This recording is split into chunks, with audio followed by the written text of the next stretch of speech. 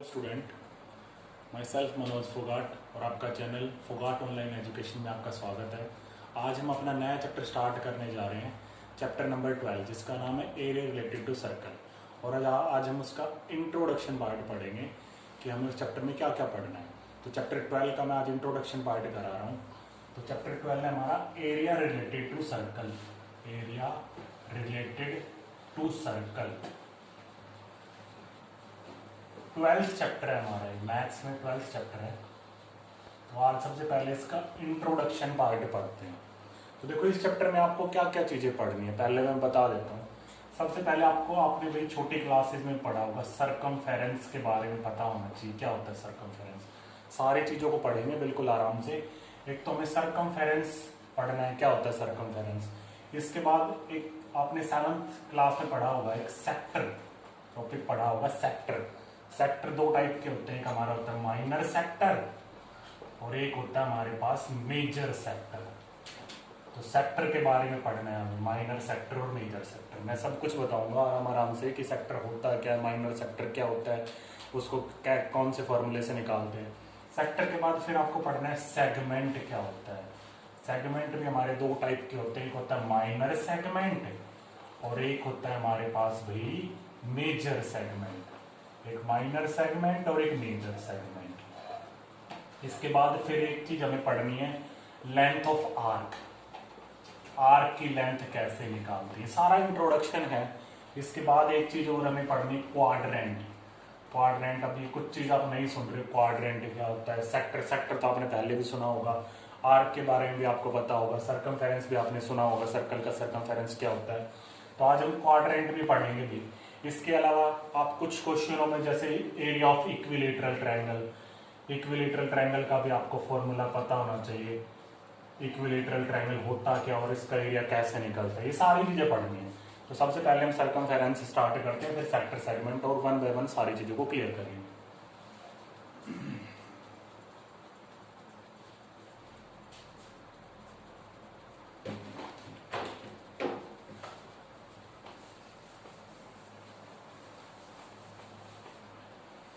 सबसे पहले मैं आपको सर्कमफेरेंस के बारे में बताता हूँ। सर्कमफेरेंस क्या होता है पता होगा वैसे तो आपको, फिर भी एक बार आपका रिवाइज हो जाएगा। जैसे आपने पेरीमीटर पढ़ा है, पेरीमीटर 6th 7th क्लास में पढ़ा है ना, पेरीमीटर क्या होता है। जैसे रेक्टेंगल का perimeter 2 bracket l + b, square का पेरीमीटर क्या होता है हमारा, स्क्वायर का perimeter 4 into side, area perimeter of equilateral triangle 3 into side.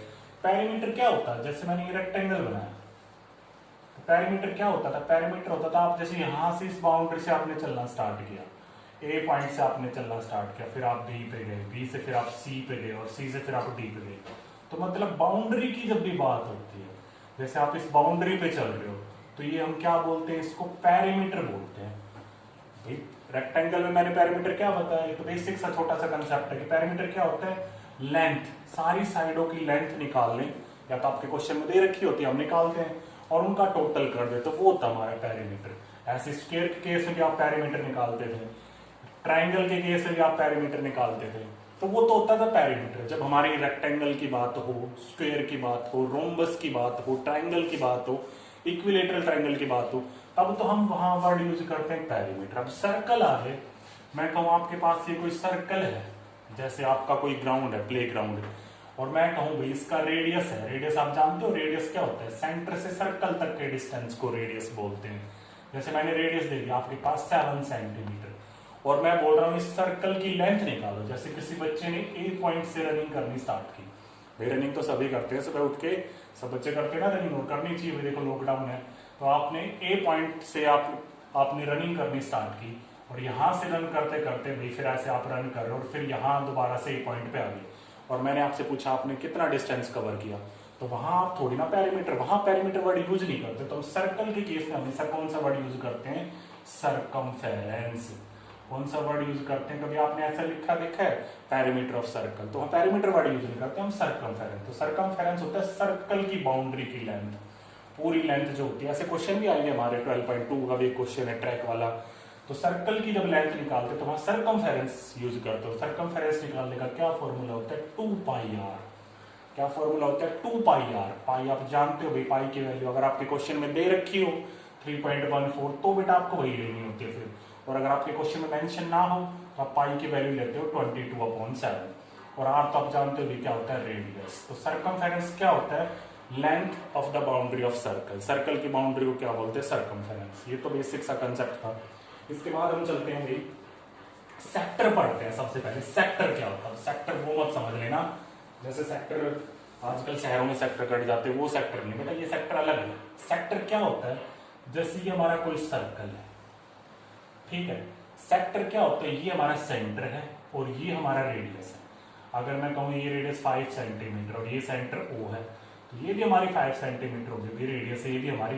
तो सेक्टर क्या होता है बेटा, सेक्टर बनता है हमेशा रेडियस। देखो ये रेडियस है हमारी, रेडियस, और ये हमारी सर्कल की, ये हमारी सर्कल की लेंथ है। सर्कल की मीन्स सर्कल की जो लाइन है ये हमारी, ये जो आर्क है, किस किस के बीच में बन रहा है, देखो जिस एरिया को मैं डार्क कर रहा हूं ये हमारा सेक्टर है भाई।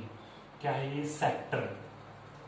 सेक्टर कैसे बनेगा, रेडियस और सर्कल के बीच का जो एरिया होता है उसको बोलते हैं सेक्टर।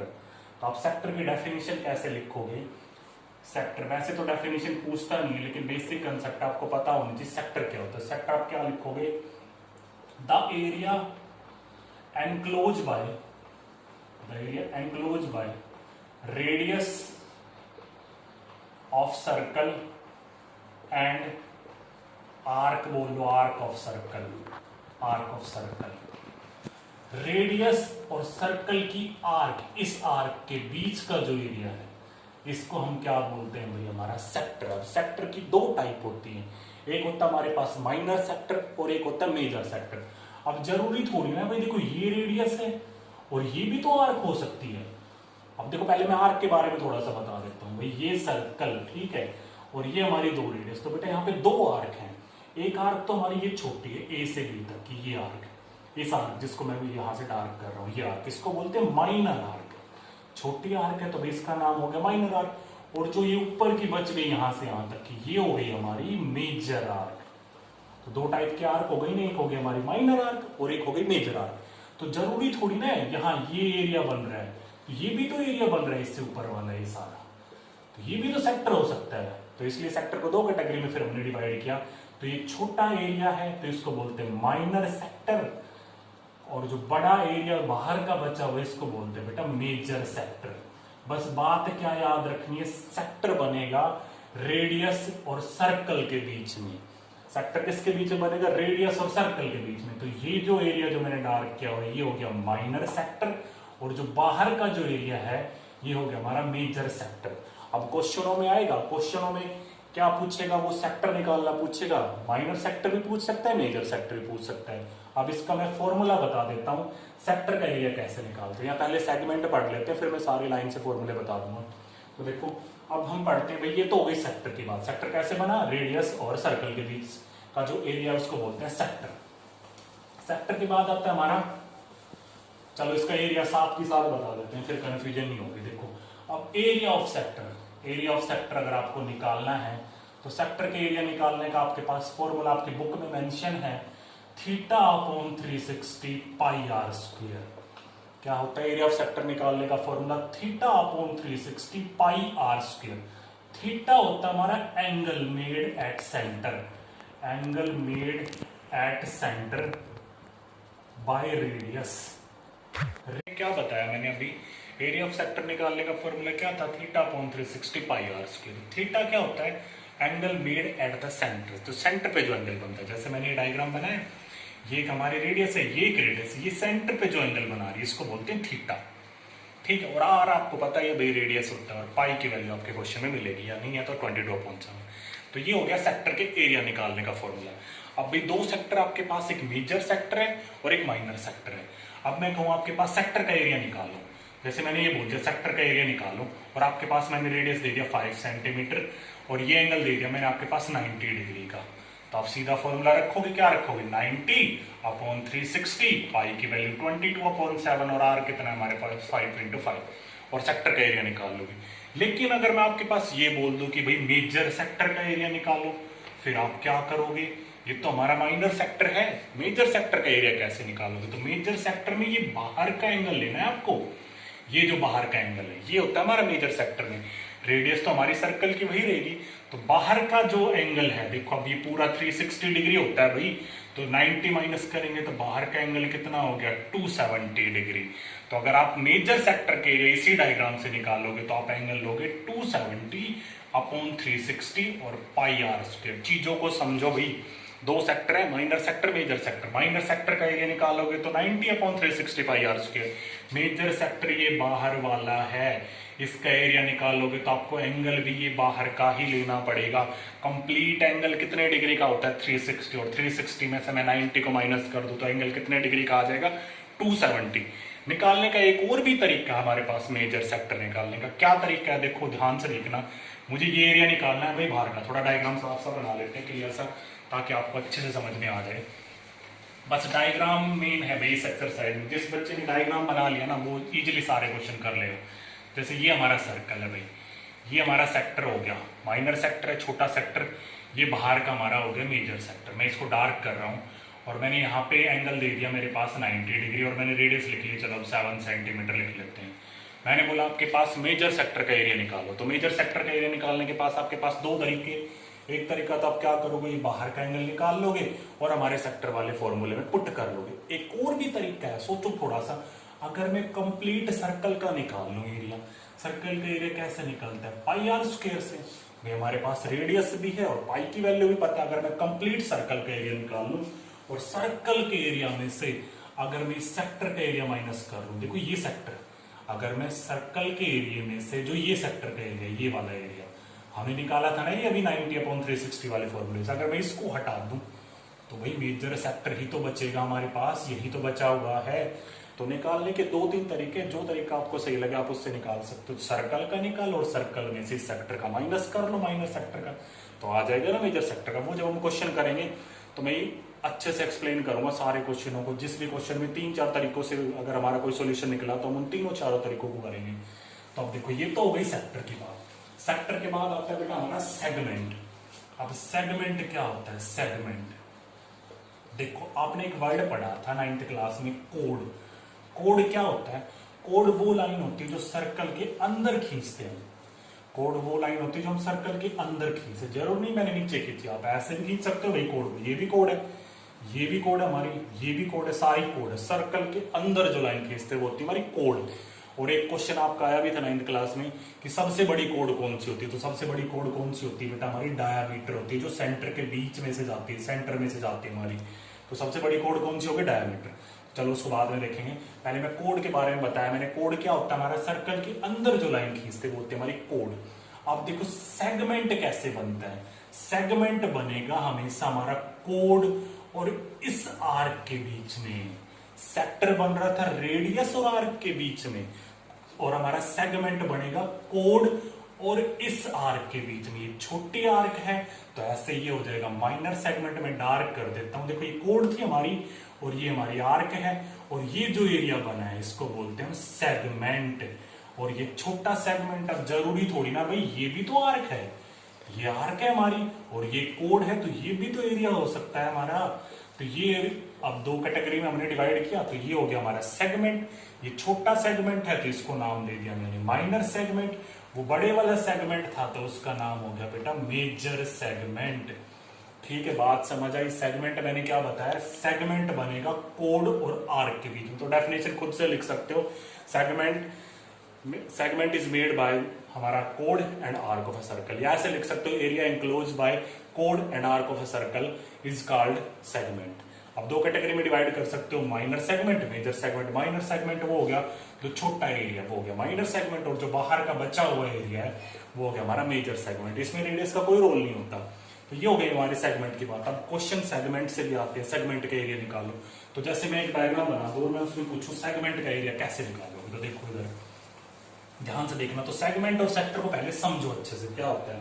जैसे मैंने ये डायग्राम बनाया बेटा, ये सर्कल है हमारा, ये हमारी रेडियस हो गई, और ये मैंने यहाँ से कोड खींची, कोड का नाम ए बी, ठीक है हमारी, और यहाँ एंगल दे दिया मैंने 60 डिग्री, और ये नाम हो गया, ये पॉइंट ओ सेंटर हमारा, ये मैंने 7 सेंटीमीटर लिया, ये मैंने 7 सेंटीमीटर लिया। अगर मैंने आपसे पूछा सेक्टर का एरिया निकालो, तो सेक्टर तो ये हो गया हमारे यहाँ से यहाँ तक, ये पूरा वही पूरा है सेक्टर। सेक्टर का एरिया तो आप निकाल लोगे theta upon 360 pi r square. लेकिन अगर मैं पूछूं माइनर सेगमेंट निकालो, या तो मैं ये वर्ड बोलूं माइनर सेगमेंट, या मैं ये वर्ड बोलूं कोड के साथ का, कोरस्पॉन्डिंग कोड के साथ का एरिया निकालो, मतलब आपको ये एरिया निकालना, ध्यान से देखना ये एरिया, या तो मैं माइनर सेगमेंट बोलूं या मैं बोलूं कोड के साथ का एरिया, वो क्वेश्चनों में अच्छे से डिटेल से समझाएंगे। तो ये एरिया निकालो, तो ये हो गया हमारा माइनर सेगमेंट। अब ये एरिया आप कैसे निकालोगे, तो थोड़ा सा लॉजिक लगाओ भाई। हम पूरे सेक्टर का निकाल लें, ये पूरा सेक्टर है, देखो ये पूरा सेक्टर था हमारे पास, ये यहां से यहां तक का ये पूरा सेक्टर है, ये पूरा सेक्टर। अगर मैं इस पूरे सेक्टर को निकाल लूं, पूरे सेक्टर का area theta upon 360 pi r square निकाल लोगे, थीटा भी दे रखा है, और सेक्टर में से इस ट्रायंगल का हटा दूं एरिया, ये ट्रायंगल। अब आपको इस ट्रायंगल के बारे में नॉलेज होनी चाहिए भी। देखो यहाँ 60 डिग्री है, ये 7 है, ये 7 है, और आपने 9th क्लास में प्रॉपर्टी पढ़ी थी, अगर साइड इक्वल हो तो उनके सामने के एंगल भी इक्वल होते हैं, तो ये एंगल इक्वल आएगा। तो हम इसको भी x मान ले, इसको भी x मान ले, तो बेटा ये ट्रायंगल होगा हमारा इक्विलेटरल ट्रायंगल। और इक्विलेटरल ट्रायंगल का एरिया कैसे निकालते हैं, √3/4 वो क्वेश्चनों में करेंगे। अब बस मैं इतना बता रहा हूं कि इस सेगमेंट का एरिया कैसे निकलेगा। तो आप सेक्टर का एरिया निकालोगे और सेक्टर के एरिया में से ट्रायंगल का एरिया माइनस कर दोगे, तो बच गया ना छोटा सा भाई, देखो यहाँ भी बचा हुआ है। तो ये हो गया हमारा सेगमेंट। अब वो मेजर सेगमेंट भी पूछेगा तो वो क्वेश्चनों में एक्सप्लेन करेंगे। अब इसके बाद एक चीज और बच गई बेटा हमारी इंट्रोडक्शन पार्ट में, क्या चीज बची हमारी, क्वाड्रेंट क्या होता है। क्वाड्रेंट बेटा कुछ नहीं है, क्वाड्रेंट क्या होता है, क्वाड्रेंट होता है हमारा सर्कल का 4th पार्ट, सर्कल का चौथा हिस्सा क्वाड्रेंट होता है। जैसे मैंने सर्कल बनाया और इसमें सर्कल को 4 पार्ट में डिवाइड करूं, 2 पार्ट हो गए और 4 पार्ट में डिवाइड करूं, तो ये जो पार्ट है इसको बोलते हैं क्वाड्रेंट। क्या बोलते हैं इसको, क्वाड्रेंट। देखो आपको सेक्टर जैसा ही दिख रहा है हमारा, बिल्कुल वैसा ही है। अब मैं कहूं इसका एरिया निकालो, आपको पता होना चाहिए 4 इक्वल पार्ट में डिवाइड कर रहे तो सेंटर पे कितने डिग्री का एंगल बनता है, 360। तो ये एंगल भी भाई 90 डिग्री का, ये एंगल भी 90 डिग्री का, ये एंगल भी 90 डिग्री का, और ये एंगल भी 90 डिग्री का। अब मैं कहूं इस क्वाड्रेंट का एरिया निकालूं, तो आपको पता है ये सेंटर है, ये हमारी रेडियस है, और ये भी रेडियस है। भाई सेंटर से सर्कल तक के डिस्टेंस को क्या बोलते हैं, रेडियस। तो ये रेडियस है, ये भी रेडियस है, और रेडियस तो हमारी इक्वल होती है। तो अगर आप इसमें सेक्टर वाला एरिया निकालो, सेक्टर वाला एरिया लगाओगे, तो भी तो वही बात है, theta upon 360 pi r square. अगर आप ये फॉर्मूला लगाओगे, थीटा कितना दे रखा है सेंटर पे 90 अपॉन 360 पाई आर स्क्वायर, और 90 से 360 कट जाएगा 1/4। तो या तो आप डायरेक्ट फॉर्मूला याद रखो एरिया ऑफ क्वाड्रेंट का 1/4 पाई आर स्क्वायर। सर्कल का चौथा हिस्सा है, सर्कल का एरिया क्या होता है, पाई आर स्क्वायर, और 4th पार्ट है तो इसको 4 से डिवाइड कर दो।